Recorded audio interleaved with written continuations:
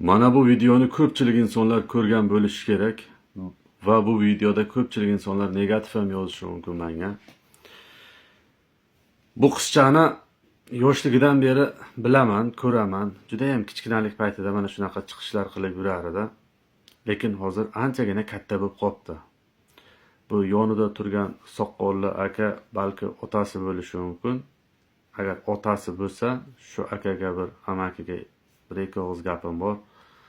Amaki, balki sizni ko'zingizga hali ham o'sha birinchi chiqqan paytligidek kichkina ko'rinayotgan bo'lishi mumkin. Endi oldingizga bir chaqiringda yaxshilab nazar soling. Ancha bu jiyancha kattarib qopti. Endi bunaqa davralarga chiqarib o'ynatish yaxshi ish emas menimcha. Endi gapiray desam, aqlli gaplar juda ham ko'p. Kommentariyada ham odamlar yozishi mumkin. Juda ham ko'p aqlli gaplarim bor-ku. Prosta ko'nglingizni og'ritib qo'yaman, ranjitib qo'yaman deb gapirmayman shu gaplarda.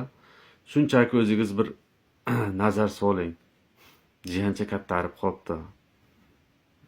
Chiqarmaganingiz ma'qul menimcha. Yana ham o'zingiz bilasiz.